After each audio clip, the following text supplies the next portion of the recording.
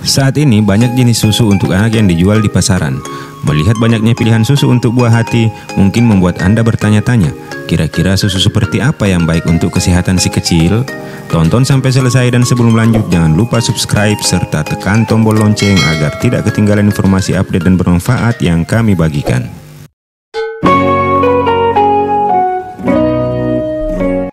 Kebutuhan gizi anak di masa perkembangan usia 6-9 tahun harus dipenuhi dengan baik. Kenyataannya beberapa jenis susu sebetulnya bahkan tidak boleh dulu diberikan pada anak-anak yang masih dalam tahap tumbuh kembang karena kandungan nutrisinya sangat sedikit. Maka dari itu, Anda perlu mengenali beragam jenis susu untuk anak, termasuk anak sekolah dasar yang umum ada di pasaran seperti berikut ini. Susu bubuk. Susu bubuk dibuat dengan cara menguapi susu cair sehingga kandungan airnya benar-benar hilang dan menjadi butiran bubuk.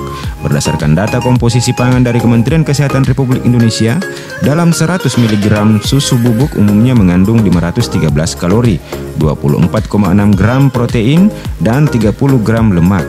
Ada juga kandungan karbohidrat sebanyak 36,2 gram dan mineral kalsium sekitar 904 mg. Susu full cream. Susu full cream dikenal juga dengan nama susu whole milk atau susu fat milk karena kandungan lemaknya yang cukup tinggi.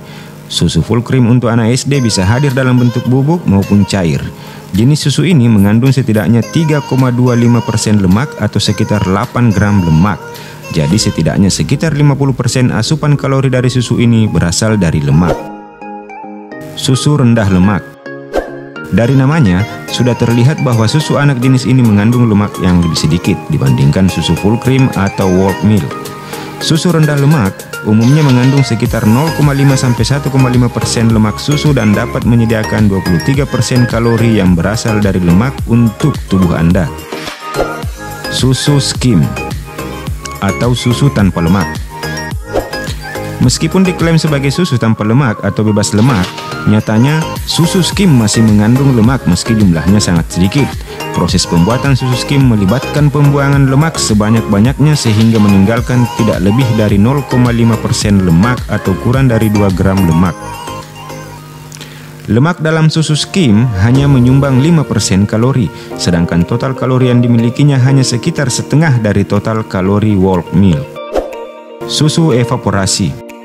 Susu evaporasi dibuat dengan cara menghilangkan sekitar 60% air di dalam susu.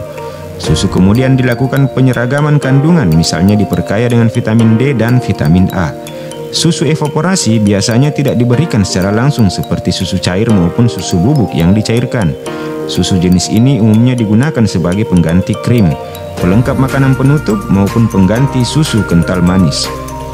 Akan tetapi, anak yang memiliki alergi dengan susu sapi tidak dianjurkan untuk mengonsumsi makanan maupun minuman yang mengandung susu evaporasi.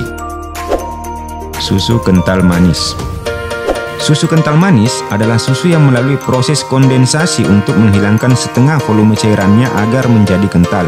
Susu kental manis sengaja ditambahkan gula dalam jumlah banyak yang berfungsi sebagai pengawet. Selain itu, susu kental manis pada umumnya memiliki kandungan protein yang lebih rendah. Dalam 100 ml susu kental manis memiliki kalori yang tinggi yaitu sekitar 343 kalori dengan rincian 55 gram karbohidrat, 10 gram lemak, dan 8,2 gram protein. Susu UHT ultra high temperature. Susu UHT diproses dalam suhu yang sangat tinggi untuk mematikan berbagai mikroorganisme asing dalam susu dan memperpanjang umur simpan. Pemprosesan susu dalam suhu tinggi ini disebut dengan pasteurisasi. Pemanasan ini tidak hanya membunuh patogen, tetapi juga memperlambat pembusukan yang dipicu oleh bakteri lain.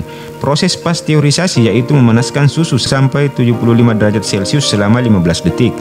Namun dengan teknik tersebut prosesnya lebih cepat yaitu 150 derajat Celcius selama 5 detik.